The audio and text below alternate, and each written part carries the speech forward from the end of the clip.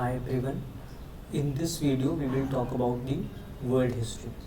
तो world history का trend क्या है, सिलेबस क्या है, और I mean what is the way, हमको क्या क्या चीज़ें पढ़नी हैं और कैसे हम ऑप्टिमम यूज़ कर सकते हैं 2-3 घंटे में वर्ल्ड हिस्ट्री को एटलीस्ट डीकंस्ट्रक्ट कर सकते हैं कि व्हाट आर द एरियाज़ जहाँ से क्वेश्चन पूछे जा रहे हैं और उनको हम प्रिपेयर कर सकते हैं. तो सिलेबस में खाली ये पॉइंट मेंशन्ड है, like history of the world will include events from 18th century such as industrial revolution, है ना. तो world wars, redrawal of national boundaries, colonisation, decolonisation. यहाँ पे अभी आप देखेंगे कि decolonisation of Africa, decolonisation of Malay peninsula, that has already been asked, and they can even ask you regarding decolonization process in some of the Latin American countries or even in Southeast Asia. वो Vietnam पे पूछ सकते हैं क्योंकि वहाँ पे French rule रहा है बहुत समय तक, उसको इंडो चाइना बोला जाता था, even Indo Burma. So these areas can be asked, और उन क्वेश्चंस को आप इन बेसिस पे प्रिपेयर नहीं कर सकते हैं. वहाँ पे you have to give a lot of time and वहाँ पे ROI उतना है नहीं. So focus on the areas which are repetitive, which you have some idea about and which can be prepared, right? And always ready for a bouncer in world history if it comes. I mean, not a lot of people will be able to solve it if you will not be able to solve it. So there is no need to worry. इसके बाद political philosophies like communism, capitalism, socialism, etc. their forms and effects on society. So यहाँ आपको ये समझने की ज़रूरत है कि they have already asked questions in a very indirect sense. They have not asked what is communism, right? But they will ask about the Russian Revolution, and the dimension of communism or socialism will be implicit in it. So वो अभी मैं आपको इन PYQs में दिखाऊंगा. Sources क्या हैं हमारे पास. एक तो आप खुद के नोट्स अगर आपने कहीं से बेसिकली बनाए हैं तो आप वो रेफ़र कर सकते हैं. आप उनको एक बार रिवाइज़ कर लीजिए, देख लीजिए जो बेसिक पॉइंट्स हैं. लाइक आपको पता होना चाहिए causes of the first world war, what led to colonisation, है ना. तो ये बेसिक जो फैक्ट्स हैं, रेनेसांस, रिफॉर्मेशन, ये आपको पता होने चाहिए. एंड इवन जो टाइम पीरियड है between the first world war and second world war, because it is explicitly mentioned in the syllabus, वो भी आपको थोड़ा सा पता होना चाहिए. सेकेंड, आप क्या कर सकते हैं, अगर आपने खुद के नोट्स नहीं बनाए हैं तो आप अनुदीप सर के नोट्स हैं, आई थिंक गूगल पे मिल जाएंगे आपको, वो आप रेफ़र कर सकते हैं. बहुत ही कंसाइज और बहुत ही लूसिड उनमें वो बनाए हुए हैं. एक्चुअली आप कुछ घंटों में ही आप उनको पढ़ के you will be able to have maximum ROI, right. तो वही कर रहे हैं आपको कि if you haven't made notes already तो आपको फिर किसी दूसरे के नोट्स को प्रेफर करना चाहिए. उसमें कोई बुराई नहीं, क्योंकि 1-2 क्वेश्चन आता है तो जस्ट आपके अगर कॉन्सेप्चुअल क्लैरिटी भी होगी you will be able to write the answer. 250 words लिखने हैं आपको मैक्स टू मैक्स. दूसरी बात है, अगर आपने खुद के बनाए भी हैं नोट्स तो आप उनको कंपेयर कीजिए विद टॉपर्स नोट्स, किस तरीके से कंसाइजली लिखा जाता है. एंड इंश्योर कीजिए कि आपके पास 10 पेज, ये थोड़ा मैंने कम लिख दिया, मैक्स टू मैक्स आपके पास 20 पेज होने चाहिए, राइट, जिनमें आप पूरी की पूरी वर्ल्ड हिस्ट्री को कवर कर पाओ शॉर्ट नोट्स टाइप में, और उन्हीं को आप एक बार देख के पेपर दे पाओ. तो that should be your plan of action. अब PYQ देख लेते हैं. What sort of PYQs have been asked. 2013 में उन्होंने पूछा था on great economic depression. Like now this great economic depression is not actually the economic depression of 2008. ये global financial crisis नहीं है, ये है अराउंड 1930s के टाइम पे अमेरिका में ग्रेट इकोनॉमिक डिप्रेशन देखने को मिला था, तो वो है. And actually what sort of policy instruments were deployed to contain the great economic depression, ये कहीं नहीं पढ़ाया जाता है. यू हैव टू अंडरस्टैंड कि if you were the administrator तो किस तरीके के आप निर्णय लेते हैं. लाइक जब इकोनॉमिक डिप्रेशन जनरली होता है तो किस तरीके के निर्णय लिए जाते हैं. मतलब वेलफेयर स्पेंडिंग बढ़ा दी जाती है ना, कैपिटल एक्सपेंडिचर किया जाता है गवर्नमेंट के द्वारा, गवर्नमेंट लेड एक्सपेंडिचर होता है।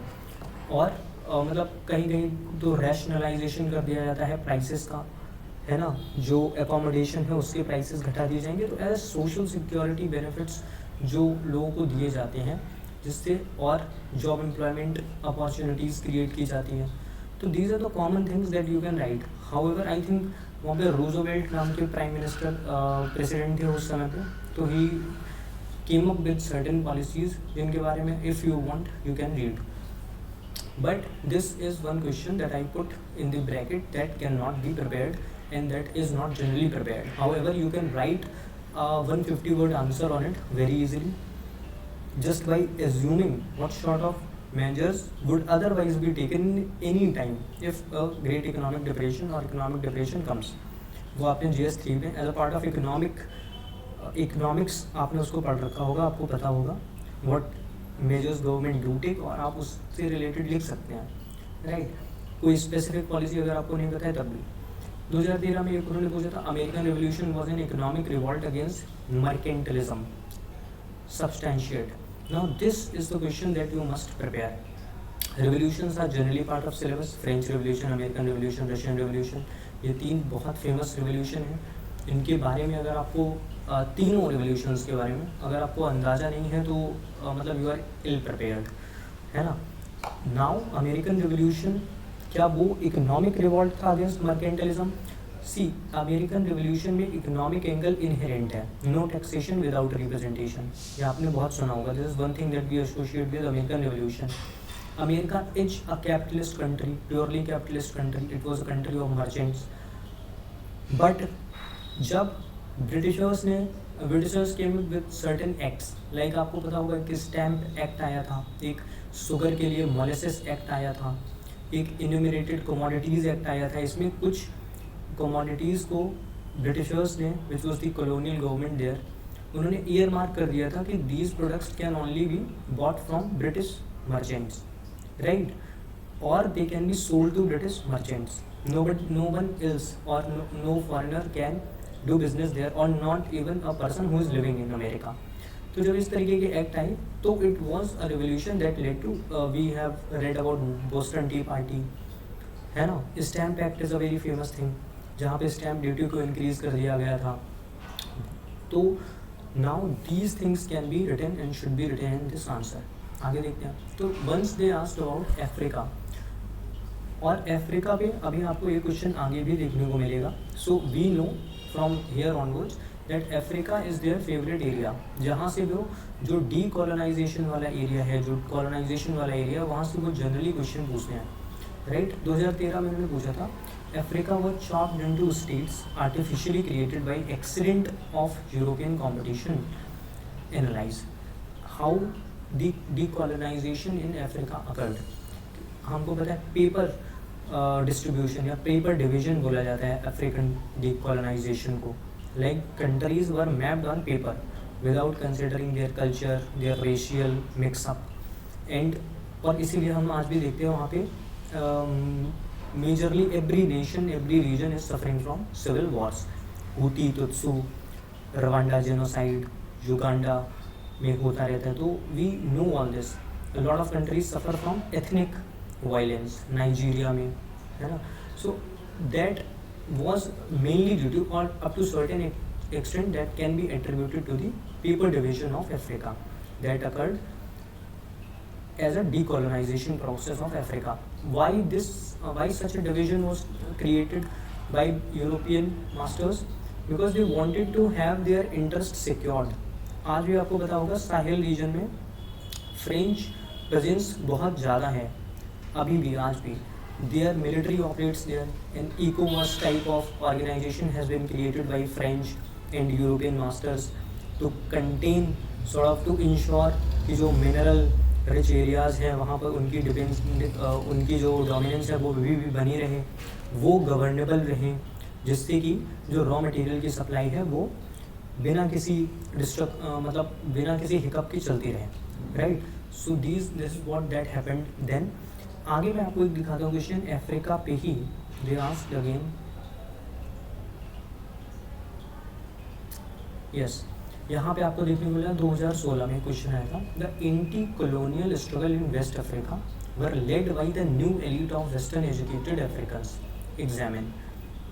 जो वेस्ट अफ्रीका है, like Ghana, countries like Gold Coast, even up to certain extent Morocco हो गया, अल्जीरा हो गया, तो इन सब कंट्रीज़ में जो एंटी कॉलोनियल स्ट्रगल था, right, it was mainly led by western educated Africans, है ना। जैसे भारत का जो मतलब एंटी कॉलोनियल स्ट्रगल है, it was also up to certain extent dominated by elites, जिनको आप बोल सकते हैं half baked intellectuals, who in short जिनको हमारे यहाँ बोला जाता है ब्राउन नवाब्स और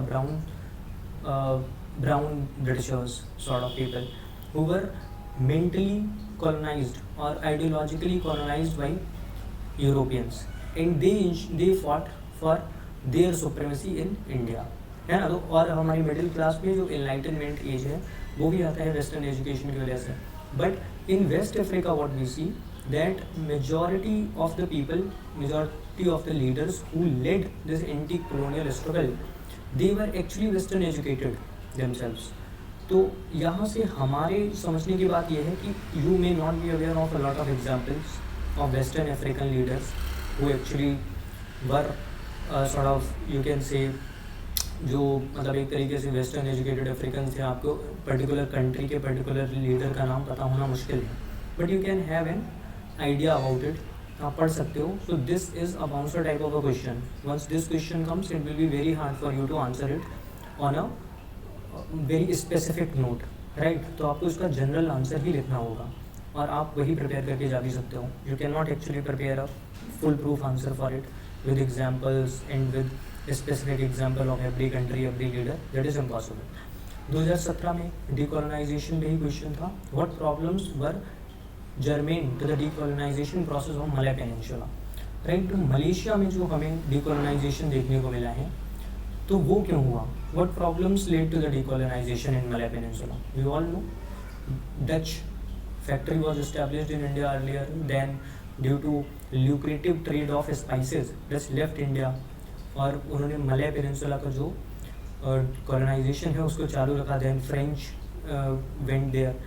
So actually, what led to decolonization of Malay Peninsula? आप वहीं से इसका आंसर लिख सकते हो। एक जनरली decolonization क्यों होता है?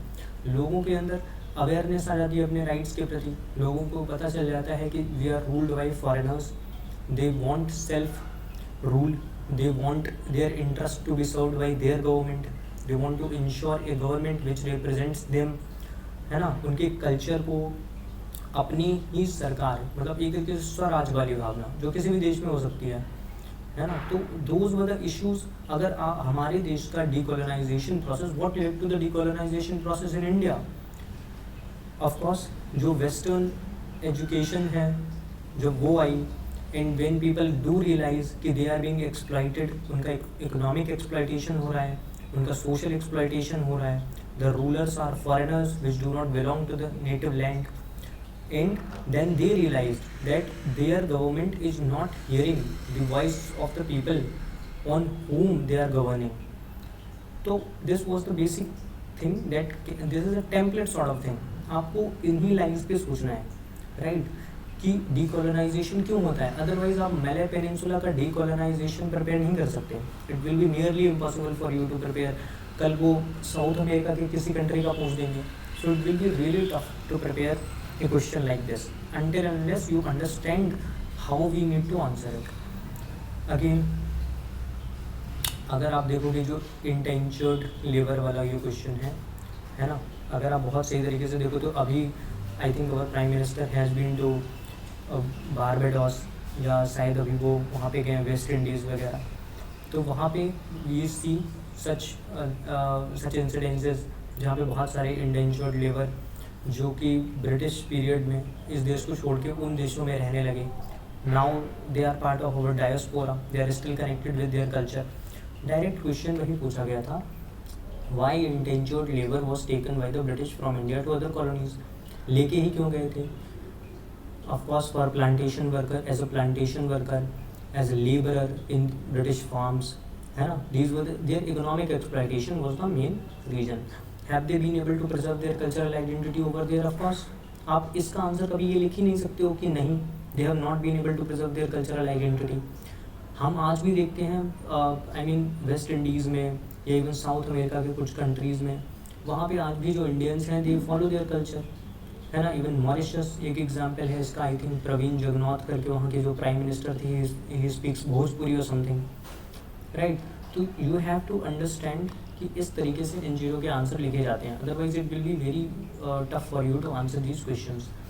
Again there was also a question I think on decolonisation, जो मैं आपको बाद में दिखाऊंगा, जो पेपर डिवीजन था अफ्रीका का. Then we came with industrial revolution. तो अभी now this question is also very tough. Latecomer industrial revolution in Japan involved, though a latecomer industrial revolution in Japan involved certain factors that were markedly different from what West had experienced. यहाँ पे industrial revolution in Japan, this is the theme. Now nobody can prepare the industrial revolution in Japan. It is not there to be prepared. Industrial revolution as a topic is mentioned. हमें पता है industrial revolution में क्या होता है. जो mode of production है वो बैकयार्ड इंडस्ट्री से एक्चुअली में फैक्ट्री में कन्वर्ट हो जाता है ना. Factory system of production, consumerism spread होता है सोसाइटी में. जो इकोनॉमिक्स है that becomes not just social hierarchy but the economic hierarchy become more important. Not the clan but the class emerge. ये सब चीज़ें आपको बतानी होंगी कि how does what we call an industrial revolution. Industrial revolution क्या है? mass production, factory system, labor, मतलब labor can be actually bought, right? Initially labor was not paid in what we call this feudal system, right? तो feudal system से जब कोई society industrial system की ओर चली जाती है, factory system की ओर चली जाती है, that we call industrial revolution. It started with Britain, but अब वो कल पूछ सकते हैं industrial revolution in Russia, which obviously happened later during the मतलब USSR फेज. तो you can not prepare that specifically until and unless you understand that. You have to understand what industrial revolution is, and once you understand industrial revolution, you understand how industrial revolution is actually understood as a process where education increases, so living standard of society increases. Initially it can even decrease.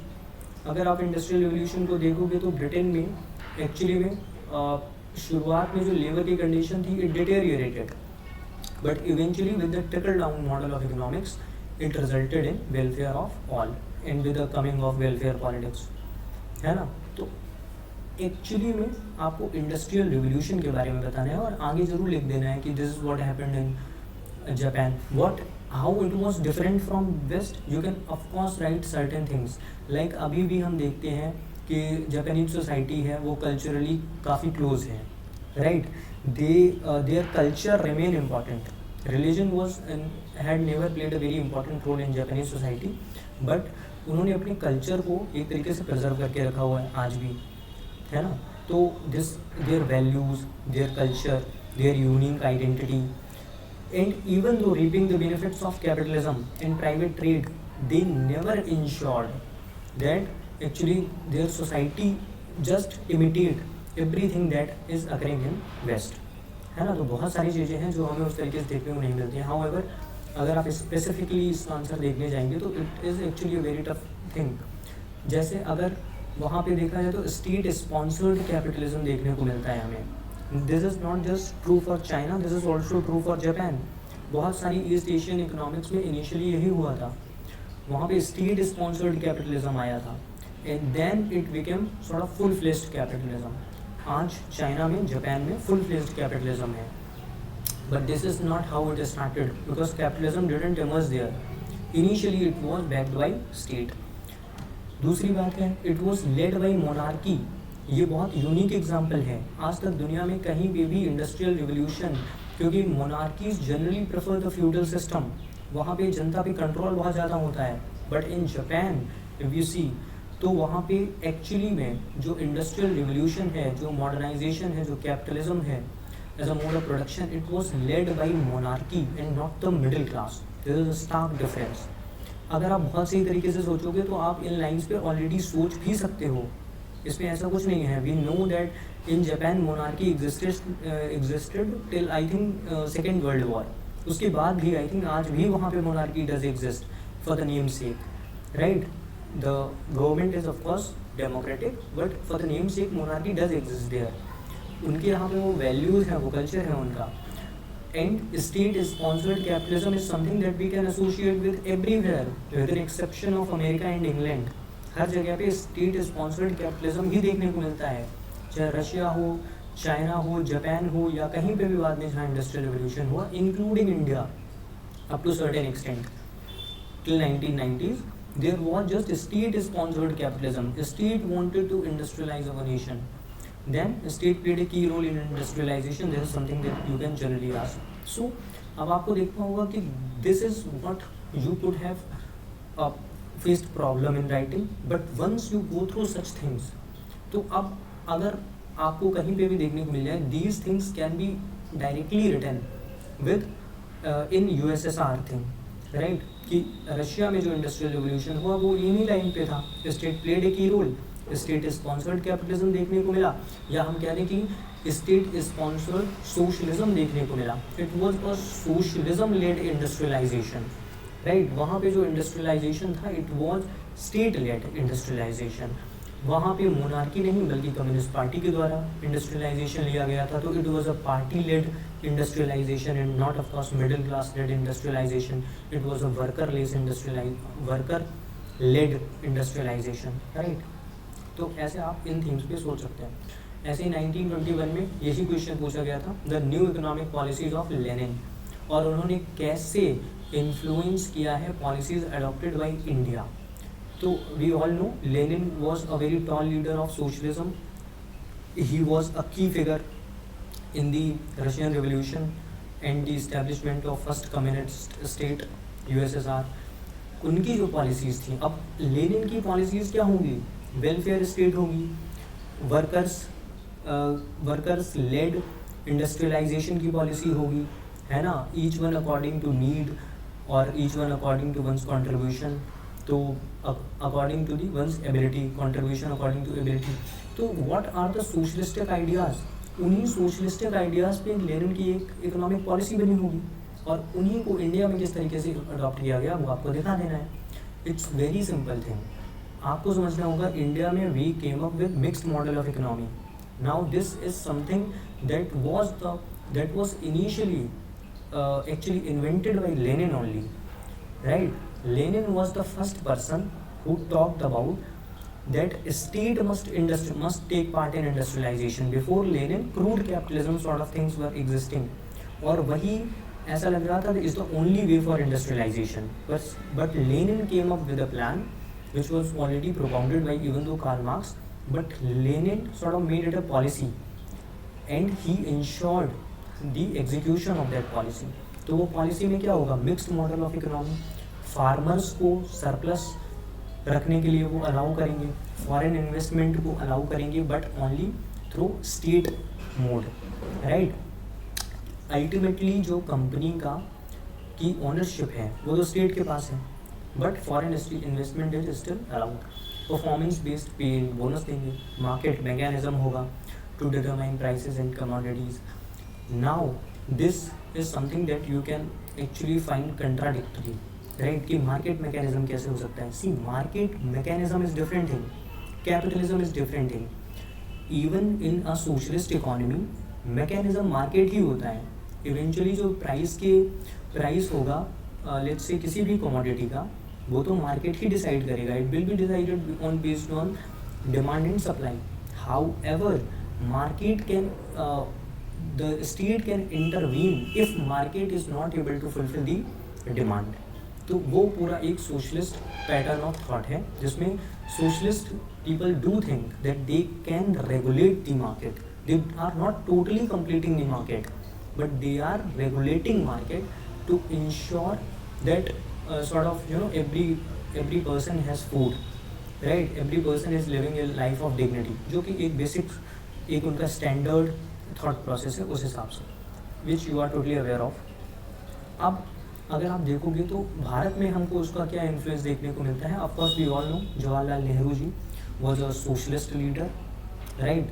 तो he was a staunch sort of socialist, quite inclined towards socialism, quite impacted by the ideology of Lasky and all, जो कि were actually socialist leaders और philosophers. तो और दूसरा impact economic policy का क्या देखने को मिलता है, 5 year plan. This planning is something that we have adopted from USSR, right. तो ये 5 ईयर प्लानिंग कमीशन और ये जो ट्रेड यूनियन वर्कर एसोसिएशन बनाना, ये सब कुछ नहीं है, बस जो लेनिन की इकोनॉमिक पॉलिसीज़ में जो बातें थी, सॉर्ट ऑफ जो सोशलिस्ट पैटर्न हमको देखने को मिलते हैं इनिशियल फेज में जस्ट आफ्टर इंडिपेंडेंस, वो आपको यहाँ पे बता देना है। It was a doable question if you have fundamental idea about what socialism stands for and what are the leaders, what are the policies that were taken और that were made primarily on the lines of socialistic ideas. तो वहाँ से आप बता सकते हैं community development programme इसका एक एग्जाम्पल हो सकता है, राइट। इवन जो ज़मींदारी एबॉलिशन है उसको आप कंपेयर कर सकते हैं, जो आइडिया था वहाँ पे लैंड रिडिस्ट्रीब्यूशन का USSR में, है ना, कम्युनिटी फार्मिंग का। What were the events that led to Suez crisis in 1956। Now this question can not be prepared, however अगर आप बहुत सही तरीके से देखोगे तो सबको पता होता है कि स्वेज कैनाल कहाँ पे है, हु मेड इट। अगर आपको नहीं एग्जैक्ट ईयर याद है तो आपको एटलीस्ट पता होगा ब्रिटिशर्स मेड इट। कहाँ पे है, इजिप्ट के पास है। तो स्वेज क्राइसिस क्या हो सकता है कि may be Egyptian don't want कि ब्रिटिश इसको अब रेगुलेट करें। इजिप्शियंस चाहते होंगे कि स्वेज कैनाल का डिकोलोनाइजेशन हो जाए। ऑब्वियसली आप जस्ट इस थॉट प्रोसेस को सोचिए, और यही बात है जब आप पढ़ेंगे तो यू विल रियलाइज कि एक्चुअली में यही हुआ था, राइट। तो it led to a war between Egypt and Britishers, है ना। तो इसको बोला गया स्वेज क्राइसिस। उन्होंने कह दिया कि हमको रेंट चाहिए, हमारे एरिया से अगर बोट पास होगी तो, शिप पास होगा तो how did it deal a final blow to the British self image as a world power. तो अब क्वेश्चन में खुद ही बताया जा रहा है कि भैया ब्रिटेन को इसमें कहीं ना कहीं हार का सामना करना पड़ा होगा, right. The question is already telling you कि आपको जहाँ दिमाग लगाने की जरूरत है ही नहीं। तो अब फाइनल ब्लो कैसे था कि पूरी दुनिया में डिकोलोनाइजेशन हो रहा था। इंडिया बिकेम इंडिपेंडेंट, ईयर तो मेंशन है 1956, इंडिया बिकेम इंडिपेंडेंट 1947। तो ये वो दौर है when actually sun was setting on British empire, right. तो अब आप समझ जाइए कि how it led to the final blow, क्योंकि इसके बाद मुझे लगता कि शायद अफ्रीका में एक डिकोलोनाइजेशन की प्रोसेस लगो स्टार्ट हो गई थी या ख़त्म ही होने वाली थी। 60s 70s तक most of the African countries became free, है ना। तो it of course was the final blow, और उनकी जो सेल्फ इमेज थी वर्ल्ड पावर के रूप में, तो may be Egyptians would have defeated them और वुड हैव इंश्योर्ड दैट। और आज तो हमें पता है ना कि स्वेज कैनाल पे आज अल्टीमेट अथॉरिटी इजिप्ट की है, तो उस समय रही होगी तो उसके बाद फिर इजिप्ट के पास आ गया होगा। तो you can actually think on these lines and then right, कुछ दिक्कत नहीं है उसमें। अदरवाइज इस क्वेश्चन को प्रिपेयर करना थोड़ा कठिन है, इट इज़ वेरी टफ। ऐसे आप बहुत सी चीज़ें हुई हैं, right, fall of USSR, but those things are not directly mentioned, सिर्फ कम्युनिज्म मेंशन्ड है। तो but this is something that we are generally aware of, fall of USSR, right. तो आप उसको एग्जैक्टली प्रिपेयर करके नहीं जा सकते, बट इफ अ क्वेश्चन अगर आपको वहाँ पे चमक जाता है तो आप वहाँ पे लिख सकते हैं on based on common knowledge and common understanding. क्योंकि 1-2 क्वेश्चन आता है उसके लिए हम 500 पेज तो नहीं पढ़ सकते कि स्वेज क्राइसिस कब हुई थी या कोई और क्राइसिस कब हुई थी। ऐसे बहुत सारी क्राइसिस हुई हैं वर्ल्ड हिस्ट्री में, तो those crisis can not simply be prepared. What were the major political, economic and social development in the world which motivated the anti-colonial struggle in India? तो अब ये सबसे सिंपल क्वेश्चन है। आपने बोर वार्स के बारे में सुना होगा, बोर वॉर हुई थी जहाँ पे I think some African nation defeated Italy, right. तो वो आपने पढ़ी होंगी। तो वो एक तरीके से एक पॉलिटिकल डेवलपमेंट थी। जापान ने रशिया पे कब्जा कर लिया था, तो that was a political development जिससे जो यूरोपियन सुप्रीमेसी थी उसको एक ब्लो पहुंचा था, right. Japan was an Asian एक कंट्री। इकोनॉमिक कॉजेज़ क्या थे जिन्होंने एंटी कॉलोनियल स्ट्रगल को मोटिवेट किया? Obviously the rise of socialism, the rise of communism, जो कैपिटलिज्म है it was not the only method of मतलब रीचिंग टू द टॉप और becoming powerful as a nation. सब लोग देख रहे थे rise of USSR. Social developments तो हो ही रही थी पूरे वर्ल्ड में, spread of education, spread of new ideas, modernity, rationality, secularisation. Turkey जैसे देश बन रहे थे right after first world war. तो these were certain examples that can be written. और इन सारी ही चीज़ों का एंटी कॉलोनियल स्ट्रगल भारत में जो हुआ उस पर बहुत बड़ा इन्फ्लुएंस था राइट। हमें पता है कि we had socialist leaders, Bhagat Singh ji, Chandrashekhar Azad ji, HSRA की फॉर्मेशन हुई थी, उसमें एक मेजर रोल था USSR का। We had MN Roy, he was tall socialist leader. We had economic policies में आप देख सकते हैं, we saw the rise of USSR, we saw the rise of Japan. Social developments देख ही चुके हम लोग, पॉलिटिकल डेवलपमेंट्स, अलॉट ऑफ जो ब्रिटिश फेस था, एक तरीके से सिविलिटी थी जो ब्रिटिशर्स की। We saw when we saw the first world war, the second world war, how brutal these people were, right? जो पूरी दुनिया को सिविलाइज कर रहे थे वो कितने सिविलाइज थे। वो फेस, वो नेकेड फेस ब्रिटिश इंपीरियलिज्म का हमें देखने को मिला ड्यूरिंग वर्ल्ड वॉर्स। तो इन सब चीज़ों ने मोटिवेट किया इंडिया के कॉलोनियल स्ट्रगल को। You can write this question very easily. To what extent can Germany be held responsible for causing two world wars? हमें पता है कि Germany was the country which was defeated in both the wars, world war 1, second world war. World war 1 में Germany को कैसे responsible कर सकते हैं हम लोग, क्योंकि they started the formation of alliance. आपको पता होगा ना, ट्रिपल अलायंसेस बनाई जा रही थी। Formation of alliance was the main cause. Formation of treaties, pacts, regional groupings, ये मेन कारण था फर्स्ट वर्ल्ड वॉर का। Alliances, anti alliances, triple entente, right. तो ये सब चीज़ें, तो Germany was actually responsible for the first world war. Second world war में obviously you know the rise of Hitler, rise of fascism which ultimately led to the second world war. Expansionism, Lebensraum की उसकी policy and Nazi supremacy, so these ideas were responsible. अब आप इनको आसानी से लिख सकते हो। There is nothing that you require to read a lot about it. You have general idea and you can write based on the general idea. Second, why did the industrial revolution first occurred in England? है ना, discuss the quality of life of people there during the industrialization. अभी मैंने इस पे बात की थी. How does it compare with that in India at present? Now this is a very sort of revealing questions कि जो world history के questions हैं उनको भी हम इंडिया की सोसाइटी से आज जोड़ के देख रहे हैं। वी ऑल नो GS1 के ही दोनों पार्ट हैं, वर्ल्ड हिस्ट्री भी और सोसाइटी भी।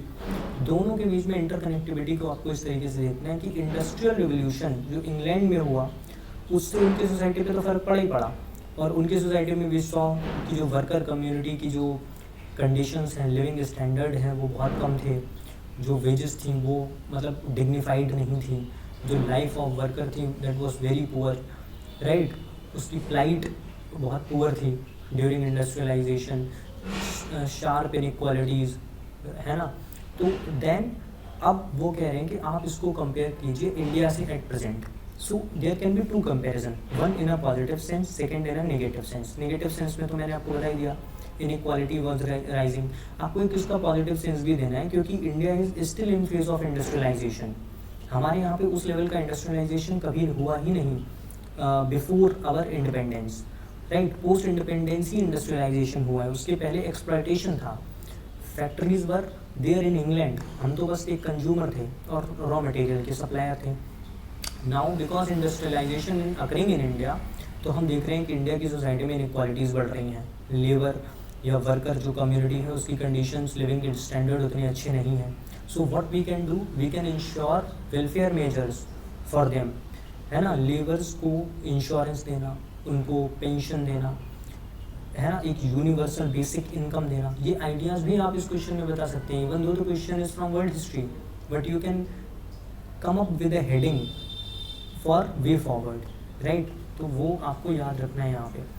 तो अब यू कैन अंडरस्टैंड कि वाई ब्रिटिश की डोमिनेंस हमको देखने को मिलती है इंडस्ट्रियल रिवोल्यूशन में, क्योंकि उनके पास कोल माइंस थे, राइट, आयरन बहुत ज़्यादा था। तो दैट लेड टू कि they came up with steam engine, inventors का role. This is something that you are totally aware of, nothing big in it. Inventions का रोल, सोशल स्टेबिलिटी वहाँ पे हमें देखने को मिलता है। British society is not much divided, right. British society में एक रिफॉर्मेशन के पीरियड से वो सोसाइटी जा चुकी थी, रिलीजन का इन्फ्लुएंस डिक्लाइन हो चुका था, economic values were sort of prevailing in their society, और एक स्ट्रॉन्ग मोनार्की भी थी। Britain has always remain a strong nation and it became even more important with the coming of industrialisation, right. उनके देश को इतना बड़ा कोई इन्वेजन का थ्रेट नहीं था। They have always remain sort of insular from the politics of the continent. जो यूरोपियन कॉन्टिनेंट की पॉलिटिक्स है उससे वो लोग थोड़ा इंसुलर ही थे, हमेशा रहे हैं हिस्ट्री में Britishers. This has help them a lot, right. तो वो आप लिख सकते हैं यहाँ पे नेशनल, और उनके पास नेचुरल रिसोर्स तो थे ही, coal, iron, as I already told you. Highly developed banking system था उनके पास, which led to formation of companies like East India companies, है ना, सी फेयरर्स, ऐसे एसोसिएशंस बनते थे, and then they use to indulge in trading and all. इसके अलावा अब क्वालिटी ऑफ लाइफ क्या थी? हाईली कैपिटलिस्ट सोसाइटी थी, वर्कर का एक्सप्लॉयटेशन हो रहा था, एक्सट्रीम लिविंग कंडीशंस थी। मिडिल क्लास के लिए ऑब्वियसली एक गोल्डन एरा था, क्योंकि मिडिल क्लास के पास सोशल मोबिलिटी थी, it could go top of the ladder, है ना। फ्यूडल सिस्टम का एंड होता है यहाँ पे, और democratic values as principle society में प्रेवलेंट हो जाते हैं, right. Democracy has got institutionalised in this phase of industrial revolution. Religious superiority को चैलेंज किया गया था, एंड जो प्रोटेस्टेंट एथिक्स हैं they become the norm in British society. Those were the societal impact. अब अगर भारत में आप देखोगे तो of course you can give this data कि 1% ऑफ पीपल ओन्स 40% तो वेल्थ, तो इनकम इनक्वालिटी बहुत ज़्यादा बढ़ रही है। आप CEO की जो एवरेज सैलरी है उसको कंपेयर कर सकते हो वर्कर की सैलरी से। This data came I think in one of the reports recently, कि जहाँ पे मतलब the gap is 10 which is ensuring in equality and division, है ना। Social justice help bring it down, लेकिन हमने सोशल जस्टिस के द्वारा उसको हेल्प भी किया कर्व करने में। Entrenched democratic values, respect of law भी देखने को मिलता है भारत में, है ना। जैसे जैसे डेमोक्रेटिक वैल्यूज़ इंट्रेंच्ड होती जा रही हैं, रेस्पेक्ट ऑफ लॉ बढ़ रही है, जिससे ईज ऑफ बिजनेस देखने को मिल रहा है। This is something that we saw in the period of industrial revolution in Britain, जो चीज़ें हम आज अपनी सोसाइटी में देख रहे हैं। Hard working population tilting towards more and more scientific values आ रही हैं सोसाइटी में। रॉ मटेरियल की अवेलेबिलिटी है, और कपल्ड विद चीप लेबर, तो we are becoming an exporting economy, है ना। तो यहाँ भी आप इवेंचुअली एक विजन भी देख सकते हो कि India is poised to become the 3rd largest economy. Constant investment, up skilling, ये सब चाहिए जिससे हम एक डेवलप्ड देश बन पाएँ, and then we can ensure welfare of all. तो इसके बाद this is something that we did, anti colonial struggle in West Africa, what were the things that led to the colonisation of Malay peninsula. Endangered level वाला question भी हमने देख लिया। Foundations of the modern world were laid by American and French Revolution. We saw a question on American Revolution earlier, जहाँ पे more focus था economics पे, right? This was the question. Let me show you. Yes, American Revolution was an economic revolt against mercantilism.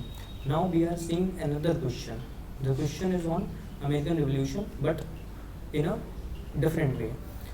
Examine how the foundations of the modern world were laid by the American and French Revolution. All have read American and French Revolution. Liberty, equality, fraternity came from French Revolution. American Revolution से आया capitalism, democracy. It was the first democratic government, first elected government in America, mother of democracy, right? तो ये foundations है modern world की. Of course, modern world is characterized by what sort of polity? Democratic polity. Modern world is characterized by what sort of economic model? Free liberal economic model, neoliberal world order. America led. Modern world is characterized by secularism. Modern world is characterized by liberty, human rights, equality, है ना. Equality की debates हमें देखने को मिलती है modern world में. सो this is what the foundations of the modern world. और ये सारी की सारी वैल्यूज़ आपको देखने को मिलती है अमेरिकन रिवोल्यूशन में और फ्रेंच रिवोल्यूशन में. ये दोनों रिवोल्यूशन इन वैल्यूज़ के लिए ही हुए थे, राइट. तो फ्यूडलिज्म और इगैलिटेरियन का एंड होना, इगैलिटेरियन सोसाइटी बनना, इक्वालिटी आना, फ्यूडलिज्म का एंड, है ना. कॉलोनाइजेशन को चैलेंज किया गया अमेरिकन रिवोल्यूशन में. America is actually a country which helped a lot of country achieve decolonisation. वो कॉलोनाइजेशन के खिलाफ थी. Even though there is a theory that they were against decolonisation, क्योंकि उनको मार्केट्स चाहिए थे। और जो कॉलोनी होती थी उस वो मतलब एक तरीके से ब्रिटिशर्स की कॉलोनी थी, तो ब्रिटिश ही उस मार्केट को कंट्रोल कर रहे थे। That was the reason why America supported freedom struggles in different different countries. और मोनार्की से डेमोक्रेसी हमें देखने को मिली, सेक्युलराइजेशन हुआ पब्लिक स्फीयर का। So these are the thing that you are totally aware of. Individualism, humanism, rationalism, ये सब चीज़ें अमेरिकन रिवोल्यूशन से ही एसोसिएट की जाती हैं। फ्रांस में भी सौ जो चैलेंज किया गया सुपीरियॉरिटी ऑफ चर्च को, है ना, superiority of human reason was the actually the thing that came up with French Revolution। बाकी लिबर्टी, इक्वालिटी, फ्रेटर्निटी तो हमें पता ही है। आर्ट एंड साइंस का प्रमोशन हुआ, डिस्कवरीज हुई। तो in how you can tell them कि कैसे ये सब चीज़ें हमारे कॉन्स्टिट्यूशन में रिफ्लेक्ट करती हैं। हमारे यहाँ भी जो मतलब एक तरीके से इन्हीं बेसिस पे हमारे देश की फाउंडेशन भी रखी हुई है, right. You can talk about those things. Then in 2021 they asked there arose a serious challenge of the democratic system, of challenge to the democratic state system between the two world wars, evaluate the statement।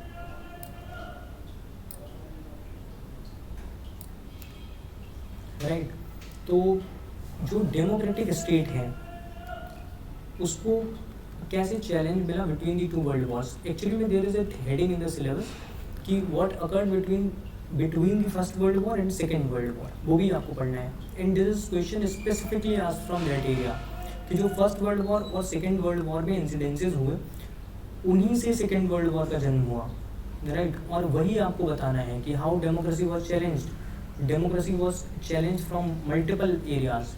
First challenge came from communism which believed in one party dominance, which believed in the freedom in democratic states is a false consciousness according to Karl Marx, है ना। तो वहाँ पे क्या है, कोई true freedom नहीं है, बल्कि it is just the frivolous और द फॉल्स फ्रीडम जो लोगों को बताई जा रही है। ट्रू फ्रीडम क्या है for communist? Economic freedom, freedom of food, मतलब एक तरीके से, है ना। Economic freedom is true freedom. Bring out the social, तो this was the major challenge, first challenge. Second challenge was actually that came from Nazism, that came from Hitler, Mussolini. So these type of challenge, this racial superiority thing, the rise of new ideologies, the rise of expansionist ideologies, तो ये was also a challenge to the democratic state, क्योंकि Nazism और fascism भी do not believe in democratic polity, है ना। Mussolini used to say parliaments are talking shops. Hitler was obviously against democracy, even though he was an elected leader. So this was the serious challenge.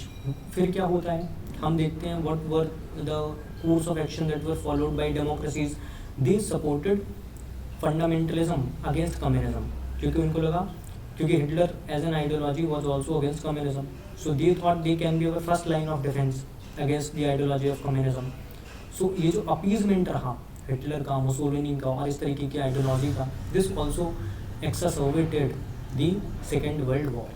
तो आप इन सब चीज़ों के बारे में बता सकते हैं। दूसरा चैलेंज इकोनॉमिक स्फीयर में था, जो क्वेश्चन हमने अब सबसे पहले देखा था कि जो ग्रेट इकोनॉमिक वो डिप्रेशन हमें देखने को मिलता है during 1930s, that was an economic challenge to the democratic state. फिर एक सोशल चैलेंज भी हमें देखने को मिलता है। Social challenge came with the form of emerging of the newer debates, जहाँ पे डिबेट्स ऑफ रेशियल इक्वालिटी देखने को मिलती है, कुछ हद तक हमें फेमिनिज्म देखने को मिलता है। So these were also the challenges विच जो आगे चल के और ज़्यादा डोमिनेंट होने वाले थे। 2023 में उन्होंने क्वेश्चन पूछा है कि bring out the socio economic effect of the introduction of railways in different countries in the world.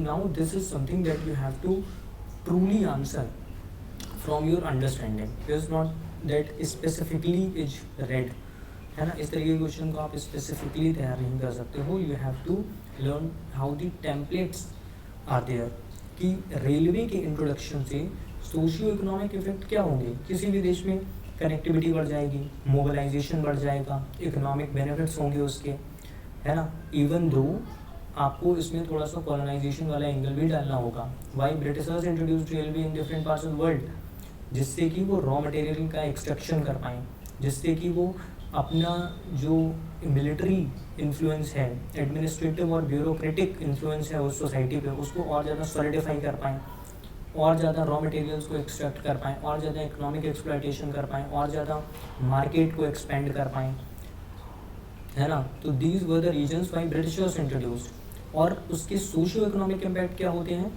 Society got integrated, जैसे इंडिया में हमें देखने को मिल रहा है, राइट। India as a nation was also formed after the introduction of railway, because the feeling of nationalism came when people started traveling, when people got connected, the ideas spread from Bengal to Bombay, from Kolkata to Lahore, then we came up with the idea of India as a nation, है ना। सो उस चीज़ में भी उसके socio economic impact देखने को मिले हैं। थोड़ा बहुत इंडस्ट्रियल डेवलपमेंट भी हुआ, even in India we saw due to railway, impact of railway. जो फेमाइंस थी, even though they would have become less, however due to the colonisation वो थोड़ी बढ़ गई, बट अदरवाइज अगर आप देखोगे तो कनेक्टिविटी से क्या होता है, मोबिलाइजेशन ज़्यादा होती है, लोग आसानी से एक दूसरे से जगह ट्रांसपोर्ट कर पाते हैं, ट्रांसपोर्टेशन बढ़ जाता है, कनेक्टिविटी बढ़ जाती है, एक तरीके से आइडियाज़ का एक्सचेंज होता है, ओवरऑल जो आइडेंटिटी है सोशली वो और ज़्यादा मजबूत होती है, इकोनॉमिकली भी बेनिफिट है उसके, और नेगेटिव बेनिफिट इफेक्ट तो मैंने आपको बताई दिया due to colonization. How far it is correct to say that? Now these were the question that were asked in 2024। पहला क्वेश्चन है कि how far it is correct to say that the first world war was fought essentially for the preservation of balance of power. अब आप देखोगे ऊपर किसी भी question में अभी तक उन्होंने एग्जैक्ट क्वेश्चन नहीं पूछा था फर्स्ट वर्ल्ड वॉर से। उन्होंने एक बार क्वेश्चन पूछा था कि how was Germany responsible for both world war, लेकिन उसी क्वेश्चन में एड ऑन है ये वाला क्वेश्चन कि ऐसा कैसे कह सकते हैं कि फर्स्ट वर्ल्ड वॉर वो लड़ी ही गई थी preservation of balance of power के लिए। सो this is a question of formation of alliances and counter alliances, अगर आप बहुत सही तरीके से समझ पाओ। Balance of power is a concept has always existed in international relations. Why Nations go for balance of power? क्योंकि उनके पास एक परसीव्ड डेफिसिट होता है पावर का। अगर सामने वाले के पास 5 वेपन ज़्यादा आ गए, द अदर कंट्री थिंक्स कि it is a threat to its existence, तो एक एग्जिस्टेंशियल क्राइसिस आ जाती है उस स्टेट के आगे। Then it goes for balancing. Balancing can be done in 2 ways, direct balancing and indirect balancing. Direct balancing is कि वो खुद ही अपने इकोनॉमिक रिसोर्सेज को इन्वेस्ट करके वो वेपन्स परचेज कर लें, और उस तरीके से वो मतलब एक तरीके से इसको हो गया, बोल सकते हैं बैलेंस ऑफ डिटरेंस। दूसरा हो गया formation of alliances, pacts, defence pacts. तो this of course was the reason that led to the first world war. Triple alliances बनी हुई थी, इटली, और I think it was Turkey, it was Germany, and I think it was Italy which formed one alliance, और actually में France, England दूसरी तरफ थे, and then later USSR and also the USA joined. In the second world war the same thing happened.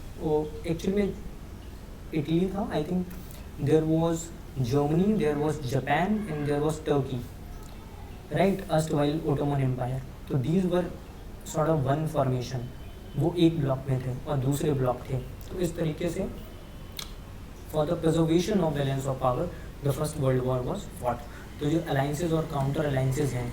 फिर rise of Germany was always problematic, क्योंकि Germany as a location is actually very important location, है ना। क्योंकि if German becomes dominance, if German population becomes dominance, they can control the entire Europe, because they have such geopolitical and geostrategic location of Germany that it can actually dominate the entire Europe. उनके पास रूबर valley है, economic means बहुत ज़्यादा हैं, iron के वहाँ पे बहुत ज़्यादा वो हैं, they are actually a mineral rich sort of state.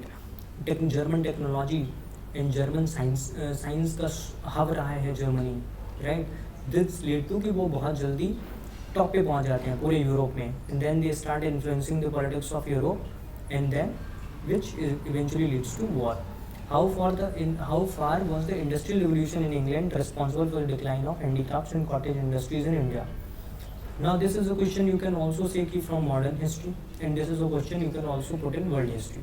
Industrial revolution in England is directly mentioned in syllabus of world history, लेकिन उसका इम्पैक्ट क्या रहा हैंडीक्राफ्ट और कॉटेज इंडस्ट्री पे, this is something we actually read in details in modern history, right.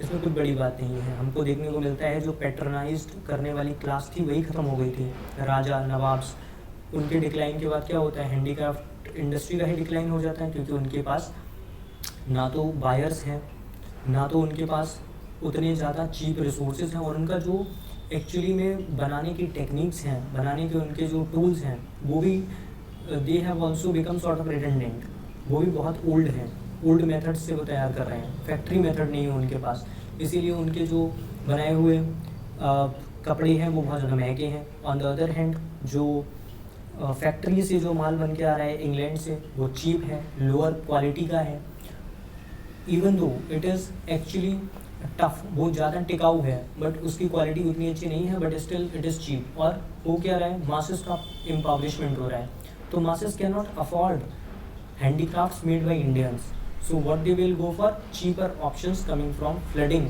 sort of Indian markets from Britain, right। तो this was the reason कि हम देखते हैं कि हैंडीक्राफ्ट इंडस्ट्री का डिक्लाइन हो जाता है, कॉटेज इंडस्ट्री का डिक्लाइन हो जाता है, और इसके लिए ऑब्वियसली डायरेक्ट इंडस्ट्रियल रिवोल्यूशन ही रिस्पॉन्सिबल है इंग्लैंड में। Okay, so I think this is up to certain extent understandable for you कि वर्ल्ड हिस्ट्री को आपको एक्चुअली में पढ़ना कैसे है। इसके बाद what I will try to do, I will make 4-5 और even 20 page notes, 10 page notes, और वो मैं आपको टेलीग्राम चैनल पे अपलोड कर दूंगा, जिनसे आप वहाँ से पढ़ सकते हो, राइट। Thanks everyone.